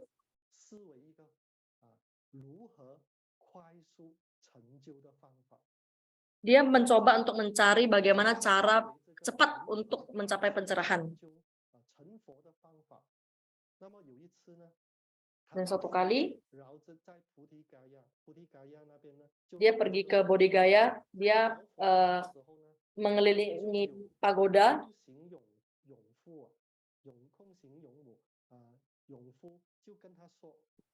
Dan muncul Dakini mengatakan kepada Atisa, apabila Anda ingin mencapai kebudahan, Anda harus berbodhicitta. Ada orang langit, suara langit yang mengatakan, cara cepat mencapai kebudahan harus berbodhicitta. Dia pergi lagi ke altar mandala, ada lagi suara langit, suara dari Sakyamuni mengatakan, apa cara bagaimana supaya Anda bisa cepat mencapai kebudahan? Jawabannya sama, Anda harus berbodhicitta. Oleh karena itu, Atisa akhirnya sadar dan paham dia harus mencari seorang guru yang sejati yang menggunakan metode bodhicitta untuk membabarkan dharma. Dan kita tahu bahwa Chinchou Tashi lah yang akan menjadi gurunya, karena Chinchou Tashi itu menggunakan metode pengajaran bodhicitta kepada para siswanya. Waktu itu dia naik kapal dari India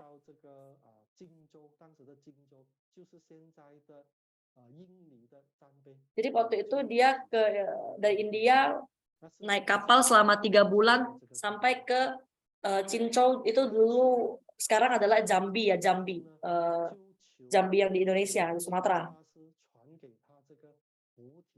Dan pada saat itu Chinchou Tashi juga mentransmisikan ajaran bodhicitta kepada Atisa. Dan sang guru mengatakan, apabila Anda ingin meminta saya mengajarkan metode bodhicitta, saya akan mengajarkan. Dan Atisa bilang, iya, saya akan mengajarkannya, tetapi Anda harus tinggal di sini 32 tahun. Dan Atisa pun mengiyakan, saya akan mendampingi Anda dalam waktu 12 tahun. Sorry, bukan 30, tapi 12 tahun ya. Jadi sang guru meminta Atisa untuk mendampinginya ataupun tinggal di sini selama 12 tahun. Atisa pun menyanggupinya.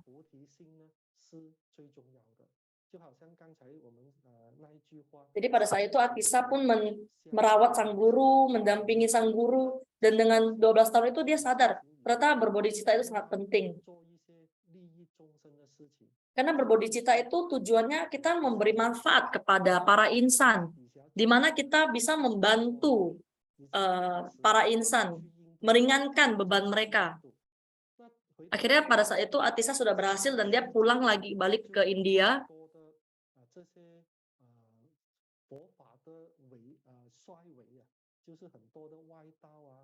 Jadi pada saat itu dia sudah kembali, ternyata sudah banyak muncul ajaran sesat agama Buddha di sana. Dan Raja Tibet itu mengundang Atisa untuk ke Tibet karena di sana terdapat banyak sekali agama Buddha yang menyimpang, agar Atisa bisa meluruskan kembali ajaran agama Buddha di sana. Pada saat itu Atisa sudah berusia 60-an tahun, sudah tua. Dia apa yang dilakukan? Dia pertama dia bertanya kepada adinatanya, mengundang adinata untuk memberikan petunjuk. Waktu itu adinatanya adalah Tara Hijau.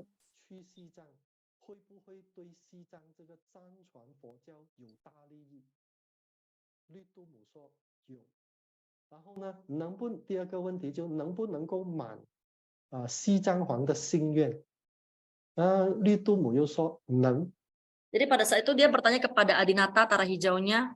Pertama dia bertanya, apakah saya bisa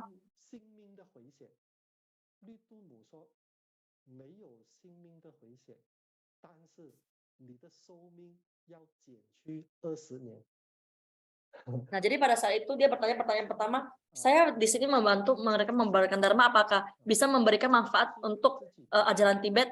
Tara Hijau menjawab iya. Kedua, dia bertanya lagi apakah dia bisa membantu menyanggupi permintaan Raja Tibet? Tara Hijau menjawab bisa. Dan yang ketiga, dia bertanya lagi kepada Tara Hijau, apakah saya akan terkena ataupun saya akan ada ancaman nyawa? Terus kata Tara Hijau itu tidak ada ancaman nyawa ataupun tidak ada bahaya untuk Anda, tetapi umur Anda akan diperpendek 20 tahun. Ya. Demi pembebaran Dharma kali ini umur Anda akan diperpendek 20 tahun. Tetapi Atisa sangat berbodhicitta dan dia pun mengiyakannya. Jadi ini merupakan suatu wujud bodhicitta yang sangat-sangat luar biasa. Ya, jadi Atisa sudah mencapai pencerahan yang dimana dia menganggap usia sudah tidak penting. Dia tidak lagi egois, dia tidak lagi memikirkan diri sendiri, tetapi dia memikirkan orang lain. Dia memberi manfaat kepada insan demi insan dapat tertolong, tertuntun. Jadi ini merupakan suatu wujud bodhicitta yang sangat luar biasa yang bisa kita pelajari ya. Kelas sampai di sini. Terima kasih kepada semuanya. Amitofo.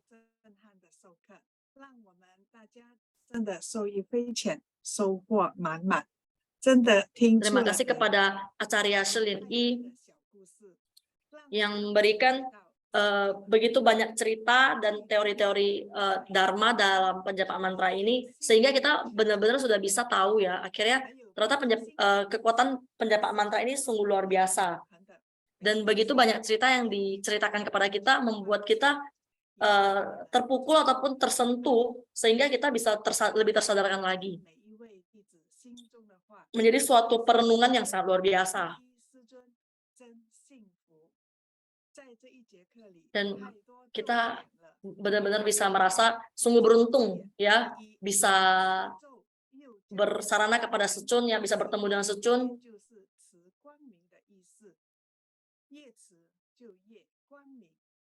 Nah, jadi di sini saya juga bisa menarik sedikit kesimpulan di mana bahwa semakin banyak kita menjapa mantra, akan semakin banyak berkah pahala yang kita peroleh, semakin kuat juga kekuatan mantra yang akan kita dapatkan.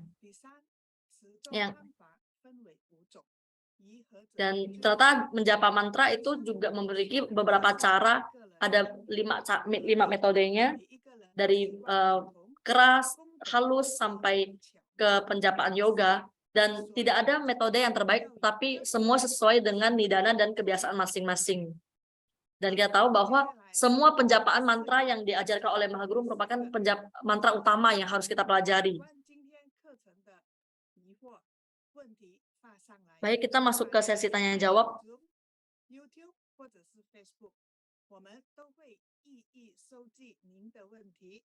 而我们的莲意上师呢，将会为你现场作答，机会难 Di sini 得。 sekarang sudah mulai sesi tanya jawab. Ada yang ingin bertanya, silakan tanyakan. 我这边看到Zoom有一个问题，莲花师姐提问：刚才讲义中提到持名持到身心发光， Di sini ada yang bertanya bahwa 要如何知道自己已经身心发光？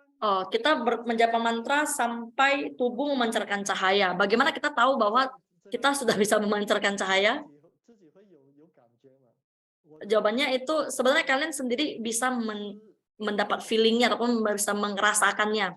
Karena bercahaya itu merupakan sesuatu yang benar ataupun sejati ya. Dimana Anda dengan menjapa mantra semakin banyak ya, semakin banyak, semakin baik, sampai Anda bisa memancarkan cahaya itu semakin Anda menjapa mantra semakin banyak, itu otomatis kebijaksanaan Anda pun bisa meningkat. Dengan adanya kebiasaan meningkat, maka cahaya pun bisa terpancarkan. Anda sendiri akan bisa merasakan peningkatan diri dari Anda sendiri gitu. Ini jawaban dari saya. Apakah Lin He Shangshi ingin menambahkan? 好的，那我们第二个问题就是关于系真怀珠的持咒方式。 Lanjut adalah metode dengan cara menjapa mantra dengan 在垂头丧气的情况下， Santika 应该如何提起 dengan metode penjapaan mantra 一种方式持咒呢？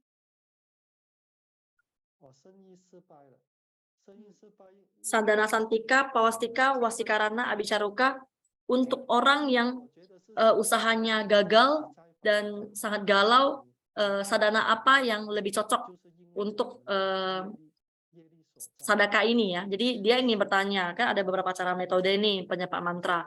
Jadi ada orang yang bertanya apabila orang yang usahanya bangkrut ataupun gagal, dia galau dan sedih, terpuruk, bagaimana cara supaya dia bisa terus meningkatkan semangatnya. Jadi sadhana apakah? Jadi dengan cara metode Santika ya.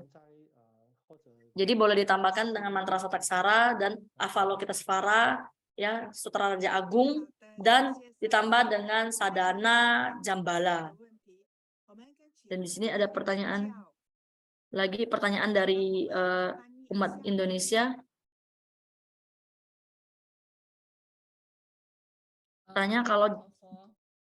Ditanya kalau japa mantra lebih dari satu putaran japa mala, apakah ada aturan boleh tidaknya melewati biji induk japa mala?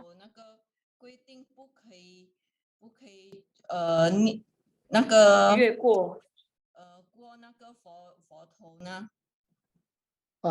最好是不要过那个佛头了，就是我们 Jadi jawabannya itu tidak boleh.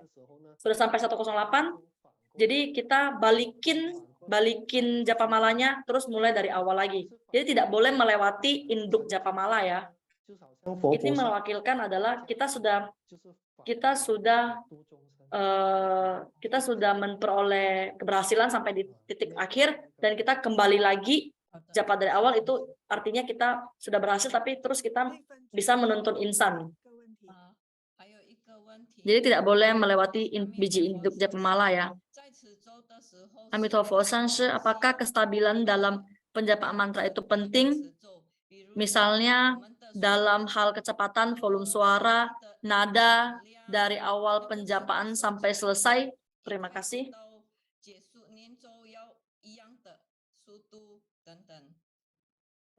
最好刚才我们有讲到有几个念咒的方法嘛，你念 Jawabannya adalah, jadi kita tadi ada mengajarkan beberapa metode. Ya, tadi kita ada ngajarin metode Santika, Pawastika, dan lain-lain. Tergantung dengan metode yang Anda pelajari.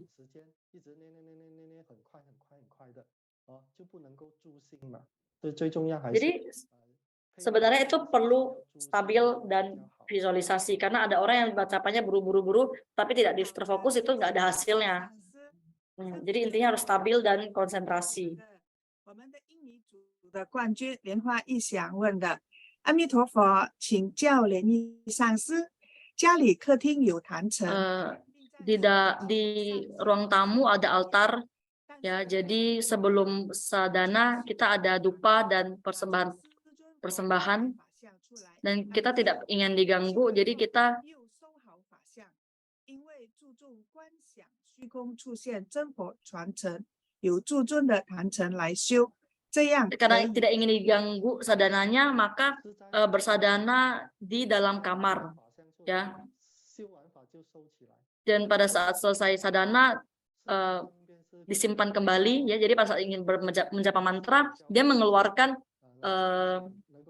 rupangnya ataupun fotonya, terus nanti setelah sadana dia mengembalikannya lagi. Apakah kayak gitu boleh? Sebenarnya ini hanya metode supaya lebih fleksibel saja, lebih simple. Sebenarnya itu tidak apa-apa, boleh saja. Banyak sekali umat di Hong Kong ya tidak memiliki altar. Ya, jadi mereka juga menggunakan rupang ataupun foto simpan di kain. Terus pada saat ingin bersadana mereka keluarin. Setelah selesai mereka simpan lagi ke kain. Ya, jadi sebenarnya itu tidak apa-apa. Yang penting itu adalah ketulusan hati kita dalam menekuni sadana. Ada yang bertanya, apabila pada saat kita bersadana, pada saat kita menjapa mantra hati Mahaguru, kita mulai ngantuk ataupun menguap, bagaimana? Setiap kali menjapa mantra hati secun malah ngantuk ataupun menguap. Jadi harus bagaimana? Jadi Sangsu juga bingung ya. Jadi mungkin memang capek, selesai berhenti sebentar. Tetapi mungkin memang ada umat yang mengalami hal demikian. Karena ada yang mengalami juga hal yang kurang lebih. Ada yang bilang setiap kali ke vihara ataupun ke vihara Seattle selalu merasa ngantuk ataupun tidak bersemangat. Ini sebenarnya merupakan suatu rintangan karma yang harus kita lewati. Apabila kita bisa banyak menjapa mantra sataksara, rintangan kita bisa berkurang, mungkin kita bisa melewati halangan ataupun rintangan karma ini. Lin He Sangsu di sini juga menjawab mungkin bisa lebih awal ya untuk siufanya supaya nggak ngantuk. Yang terakhir, 出来修，但是没有开关，就面对着来修法礼拜，修完禀告后就收回。 pada saat bersadana saya mengeluarkan foto rupang yang dimana foto rupang yang tidak di abhiseka, tidak di abhiseka. Apakah boleh? Sebenarnya nggak apa-apa. Setiap kali Anda menggunakannya pada saat sadana, Anda visualisasi saja Mahaguru ataupun para Buddha Bodhisattva mengabhiseka foto tersebut ataupun rupang tersebut. Dengan demikian sudah sama, sudah diabhiseka. Ya tidak apa-apa. Kalau bisa diabhiseka langsung oleh secun ataupun acarya itu juga lebih baik. Tapi kalau tidak ada tidak apa-apa, asalkan bisa pada saat penekunan sadana bisa bervisualisasi untuk memancarkan cahaya kepada rupang tersebut. Dua pertanyaan lagi. Sangse, kalau japa mantra kadang timbul strum di wajah, kadang timbul getaran merinding, tapi bulu kuduk tidak berdiri, tidak ada ketakutan, malah ada rasa semangat. Tubuh terasa segar meski waktu sudah tengah malam. Apakah sudah benar? Ada teman bilang hati-hati ke saya, kamu bisa stroke nantinya.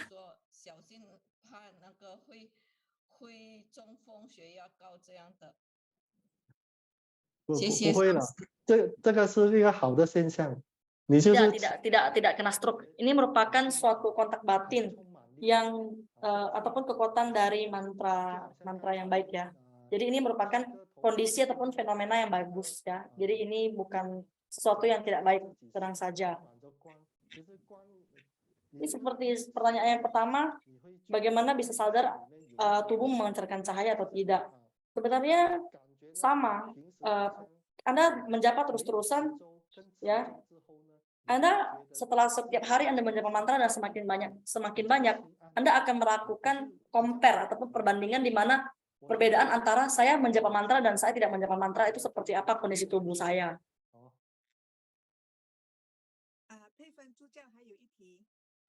Nah, jadi ini adalah pertanyaan terakhir. 请问上师，关于在佛教用佛珠来 Mau 形 bertanya 容是 asal 历史 asal mula sejarah awal japa malam muncul sebagai alat penjapa mantra dalam agama Buddha. Ceritanya bagaimana ya, dan cerita muncul jumlah 108 butir dalam japa mala itu apa? 这个他是问他的来历和历史。 Dia bertanya tentang sejarahnya. 108是它的圆满吧。 108 itu melambangkan kesempurnaan. Untuk sejarahnya ini saya akan cari dulu ya. Ini merupakan PR buat saya. 谢谢上司。上谢司谢 Oke. YouTube 还有最后一个问题，上司。 Di YouTube masih ada satu pertanyaan lagi. 范师姐问的持咒用转咒轮的方式持咒，请问上师，咒轮的字应顺时钟排列。 Pada saat menggunakan metode penjapaan mantra, 西藏的转咒轮的咒轮上是逆时钟排列，但我们一般的咒轮的咒字是用顺时钟 bervisualisasi 咒轮的方式 cakra mantra berputar 用哪一种 itu sebenarnya ke arah mana? Ya intinya sepertinya dia maunya ke arah kanan atau ke arah kini. Tentu jawabannya adalah tentu cakra mantra berputar sesuai dengan arah jarum jam, seperti yang diajarkan Mahaguru. Seperti yang tadi saya ajarkan, tidak peduli sekte lain seperti apa, tidak peduli penjapaan mereka seperti apa, yang penting kita mengutamakan ajaran dari Mahaguru. Amitofo. Terima kasih Lien Yi Sangse, terima kasih Lien He Sangse.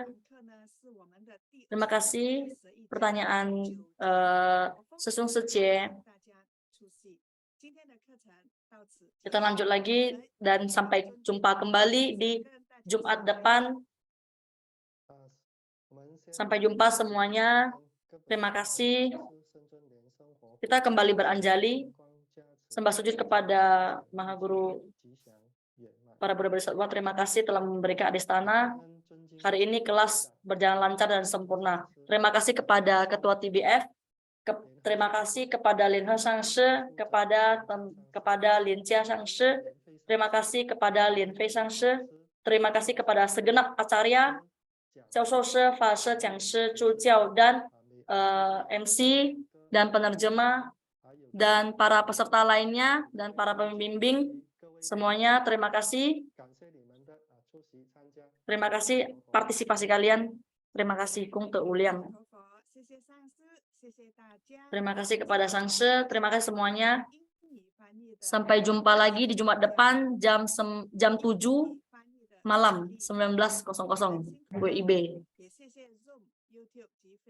感恩上师，阿弥陀佛。我们下周不见不散，拜拜。 Bye-bye. Terima kasih semuanya. 谢谢。 Terima kasih semuanya. 谢谢大家，谢谢。谢谢上师，谢谢主讲，谢谢，谢谢大家，再见，下个星期再见啦。再见了，谢谢。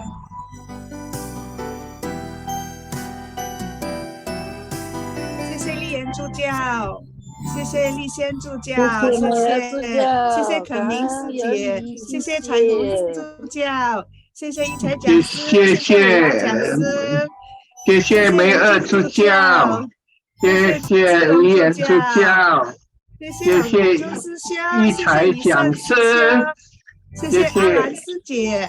谢谢孙海师姐，谢谢大家，谢谢，还有谢谢我们幕后的工程，我们的军方监导，谢谢大家，我们明天早上同修见啦，拜拜，拜拜。